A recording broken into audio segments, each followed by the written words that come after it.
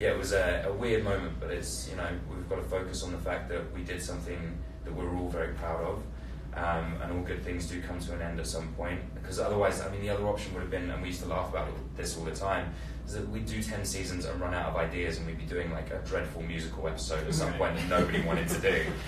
So it's like, it's probably better that we ended kind of on our terms, and we still had the books to go by, and we hadn't run out of interesting ideas. Certainly. Well, what has been your favorite part of these last 3 seasons in diving into this material and playing this? So there's a huge amount of complexity to my character, which is what I found really interesting from the beginning. Mm-hmm. That, and I didn't have a job, and I really wanted a job. Right, it's like one of those two things. I think what was so interesting about him is he had this huge arc that we knew was already in the books, but I didn't know necessarily if they were going to put that in the stories on TV or whatever.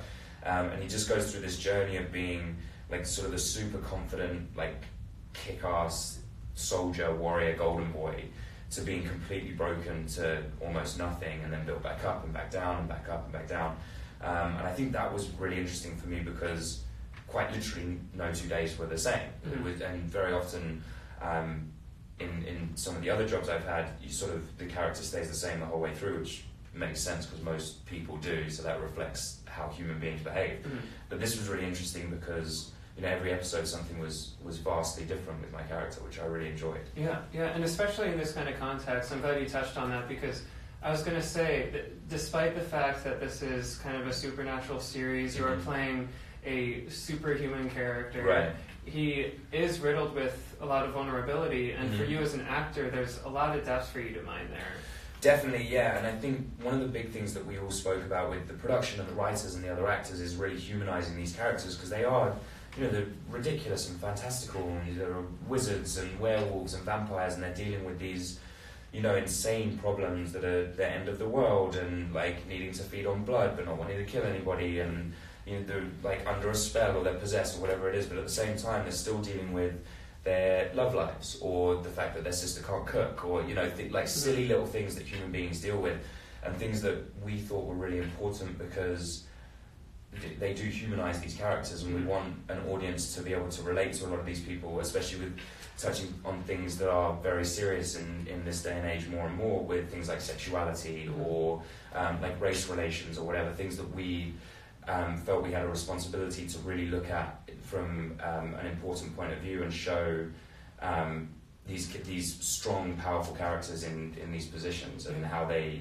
deal with the issues befalling them that also reflect themselves in real life. Yeah, certainly. The genre itself has always lent itself to being allegorical for these larger social things, but for a show of this magnitude to kind of tackle those, and for you as an actor to tackle those, I think it doesn't go unnoticed, and that's why fans have kind of latched onto it. It kind of seems to be the case that fans have really latched onto it because of the humanizing nature of the show. Yeah. And that's honestly for me some of our proudest moments is when people come up and say, a big thing that my character was dealing with was self-abuse and abusive family relationships, which again they were sort of a little bit fantastical, but they did have underlying currents in real life and in human behaviour. So when people come up to me, fans of the show, and say, the way you dealt with it on the show, and the way the writers dealt with it on the show, and the way it was portrayed really helped me to go through whatever it was that I was personally going through,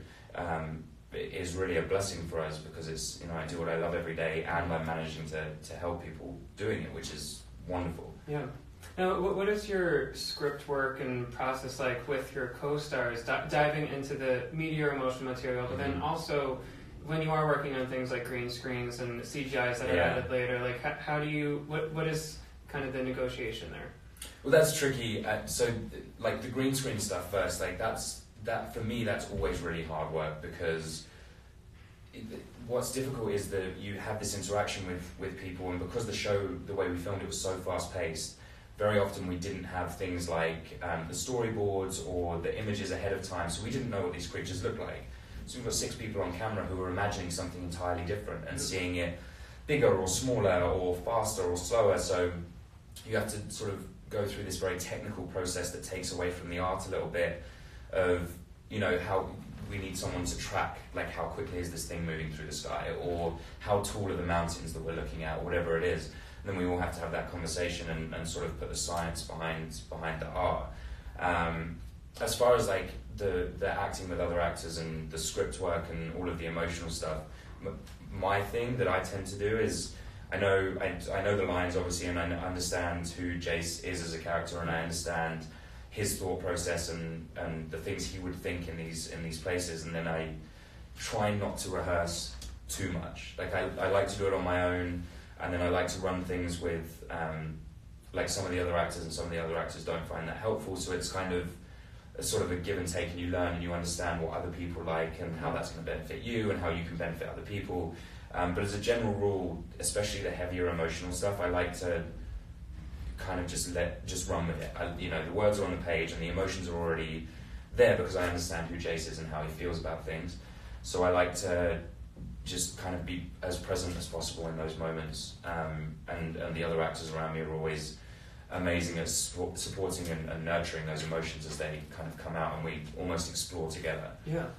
Is that being conscious of over-rehearsing in that way? Is that something that you've kind of learned through your training? I know that you trained in London, is that right? Just through school. I didn't go to like a formal acting centre or anything. And actually probably through that, that maybe was the case, because I think early in my career I would very much over-rehearse, and I could feel myself, so it sounds very strange, but like actively acting. I could feel myself telling myself to feel these emotions as opposed to actually letting these emotions kind of bubble to the surface via the stimulus. So that I think that is something that I learned over the course of doing a few films and watching them and sort of seeing that there's something a little bit missing. Like I'm not exactly sure what it is, but I can see that whatever it is, it's just not quite there. And far be it for me to say that that's the right way or the wrong way to do it, or even that I've necessarily mastered that art, because I think in the arts you're always growing and you're always going to try and progress and reach another level, and I think maybe that's why I'm so drawn to it, is because it's very sort of personally challenge based. But yeah, for me, I definitely watched some movies where I was like, that was terrible, we need to sort that out, because that was just dreadful. And this is kind of the process that I found myself at the moment, and who knows, maybe the next job will change that process or evolve in another way. I'm not sure. That's why I love it so much, is it is constantly evolving and it's constantly changing as an art form for the individual and for sort of the populace. So speaking of future projects, what kind of things are you looking to tackle? I mean, the big thing at the moment is I've done quite a bit of Supernatural in the last sort of 5 years, and that's something I'd like to take a step away from, at least for the minute, for sort of for the moment. Just because I've been exploring, as we were mentioning, these kind of fantastical worlds, and for me it would be very interesting to explore something more based in like everyday reality, whether it's in the past. Like I sort of made this joke that I would love to be a cowboy at some point, but that would be quite interesting because it's sort of this interesting anthropological look at who we used to be as human beings, and the difference in simple things like diet or clothing or the way people walked and why they walked that way. Like the thought of, just sort of off the top of my head, like why was that sort of stereotype of cowboys walking a certain way with like almost bow legs? And of course it's because they were riding horses every day.